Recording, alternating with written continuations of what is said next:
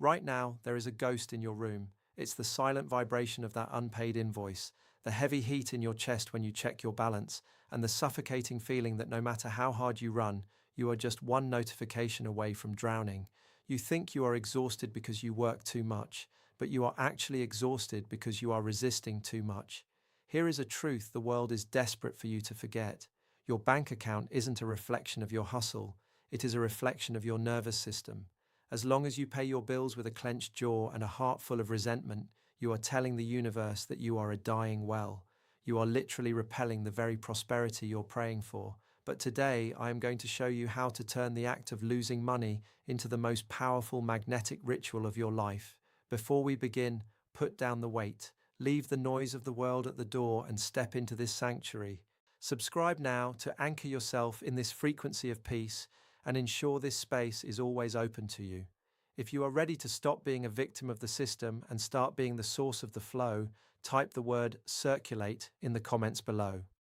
I see the way your eyes flicker toward your phone even when it's silent, bracing for the next demand, the next notification, the next piece of the world that wants a slice of your spirit. You are living in a storm of noise, aren't you? A hurricane of urgent emails, rising costs, and the relentless ticking clock that whispers you are already behind. You feel it in your shoulders, that heavy, invisible yoke. It is the weight of 1,000 must-dos and should-haves. It is the tightness in your chest when you look at a screen and see numbers that never seem to be enough, no matter how much of your life force you pour into the machine. They told you that if you ran faster, you would eventually catch up to peace.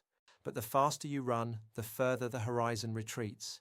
Do you remember what it feels like to truly be still? Not the stillness of collapse after a long day, but the stillness of a deep mountain lake? Probably not, because the world you inhabit is designed to keep you vibrating at the frequency of panic. It thrives on your hurry. It feeds on your belief that you are a finite vessel being drained drop by a thirsty system. You wake up already in debt, debt to time, debt to expectations, debt to the very roof over your head. You walk through your days like a soldier in a war you never signed up for, guarding what little you have left, watching your bank balance with the same hypervigilance a sailor watches a leaking hull. It's exhausting to be a reservoir, isn't it? To always be worried about the level of the water, to fear the evaporation, to resent the sun for being too hot and the earth for being too dry. You think your pain comes from the bills. You think your stress comes from the economy or the predatory nature of modern life. You believe that if you just had a little more, 10% more, 50% more, the weight would lift. But I want you to look closely at that envelope on your desk. Look at the glowing red numbers on your banking app. Notice the physical reaction in your body, the clenching of your jaw, the way your heart beats a little faster, a little harder, as if it's trying to outrun a predator. This is the modern ambush. Your ancestors recognized a predator by the sound of a snapping twig or the scent of musk on the wind.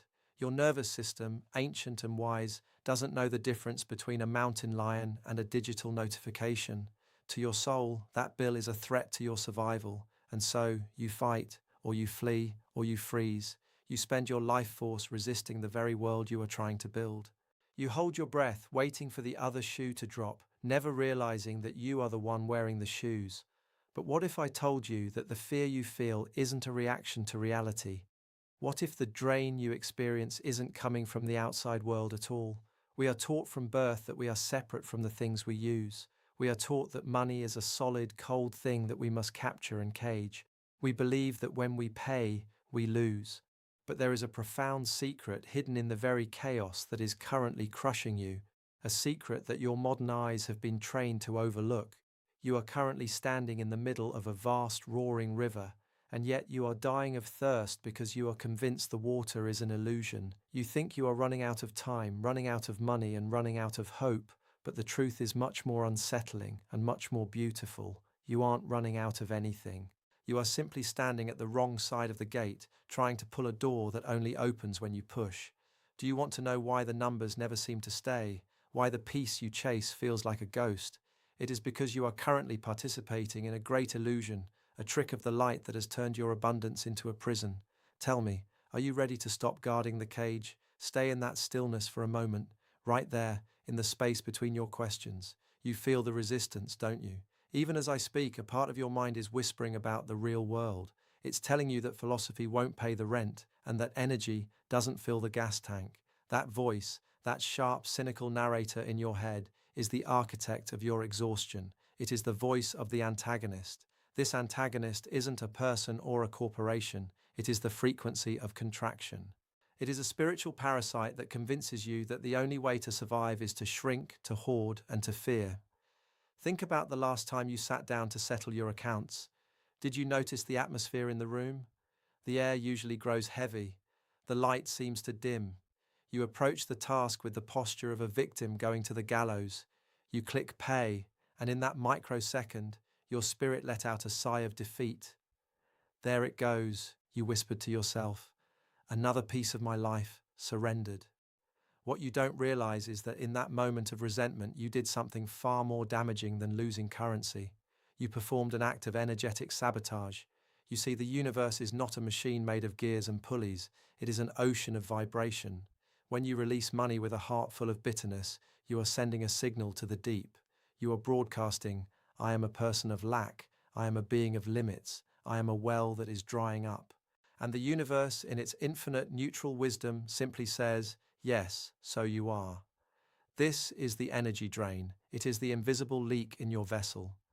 You wonder why, even when you receive a raise or a windfall, the money seems to vanish through holes you cannot see. It is because your frequency is set to escape. You have treated your prosperity like a prisoner you are forced to release, and so it runs away from you as fast as it can. You have been taught that to be responsible is to be stressed. You have been told that if you aren't worried about your future, you aren't paying attention. But look at the birds, look at the trees, look at the very breath moving through your lungs right now. Does the tree worry about the next season of leaves? Does your heart negotiate for the next beat? No, they exist in a state of radical trust. But you have been conditioned to believe in the debt shadow. You avoid the mailbox because you believe it contains your doom.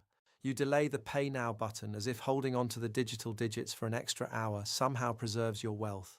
It is like trying to keep a river fresh by building a dam. All you do is turn the living water into a stagnant swamp.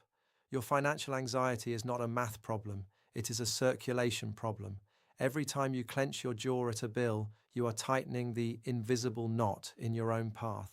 You are telling your own subconscious that you are not the source of your life, but a servant to your debts. You are living in a house of mirrors where every reflection shows you a version of yourself that is smaller, poorer, and more tired than the day before.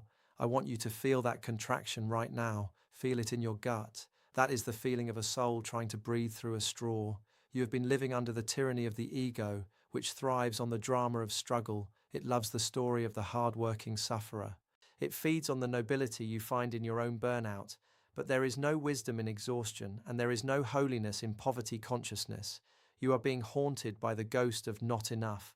But what if the ghost only exists because you keep inviting it to dinner?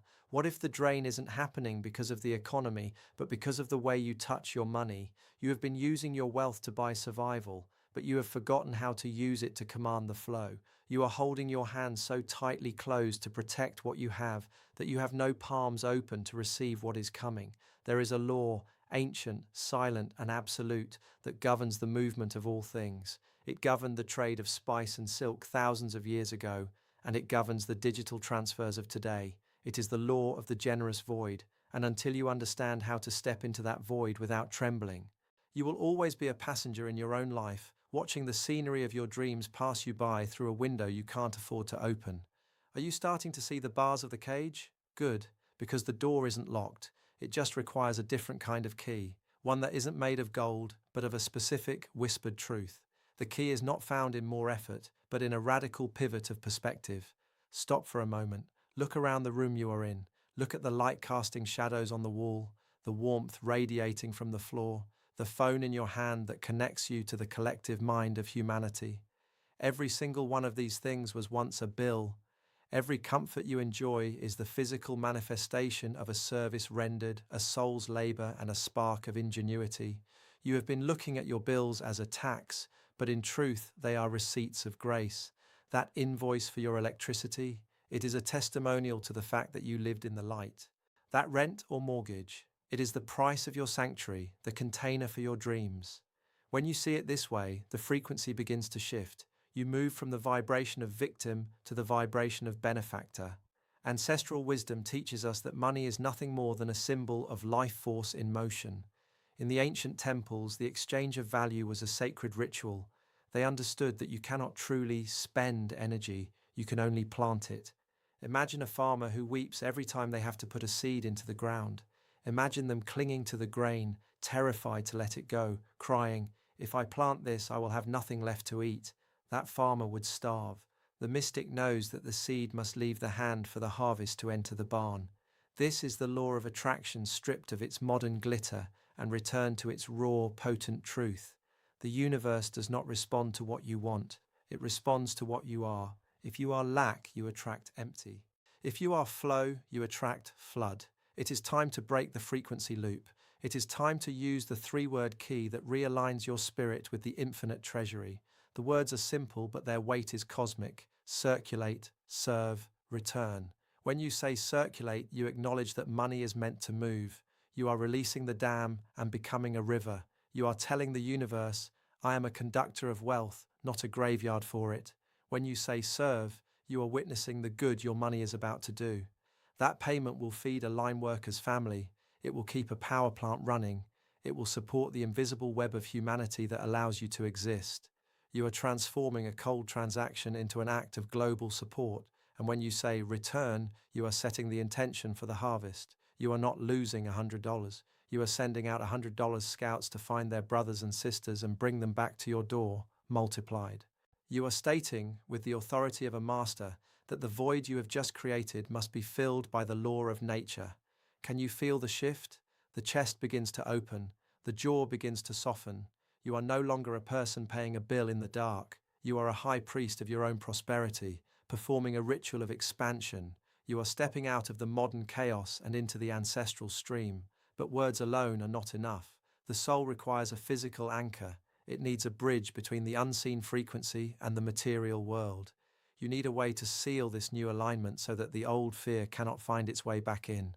I want you to look at that glass of water I mentioned. It has been sitting there, silent and patient. It is about to become your most powerful teacher.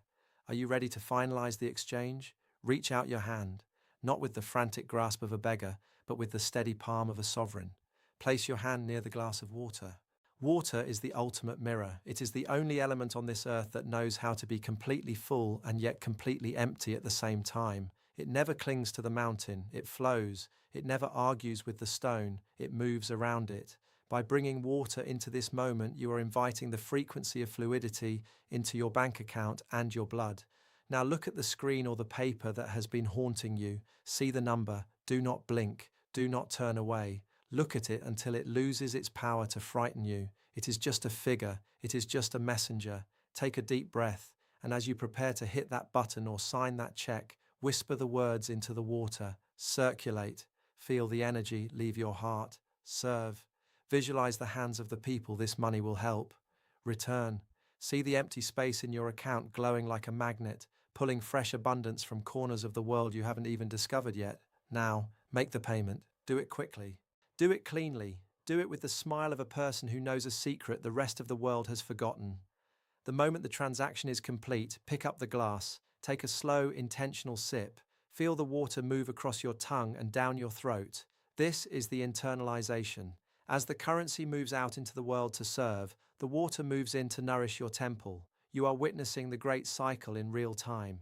You are proving to your nervous system that you are provided for, that even as you give, you receive. Do you feel that? That sudden, strange lightness. That is your energetic shield. The world will continue to be loud. The system will continue to demand. But you are no longer a victim of the modern hustle. You have built a sanctuary within the transaction. You have transformed a moment of potential loss into a moment of magnetic stillness. From this day forward, you do not pay bills. You release seeds. You do not fear the outflow because you have become the ocean, and the ocean does not miss a single wave. It knows that every drop that leaves its shore is destined to fall again as rain. Stay in this silence for a minute more. Let the frequency of lack dissolve into the water you just drank. The vacuum is now open. The void is waiting. And because you gave without the hook of resentment, because you moved with the grace of the ancestors, The universe is now rushing to fill that space with interest. Go back into your day now, but walk differently. Walk as a person who knows that their supply is not found in a number, but in the flow. Your wealth is not what you keep.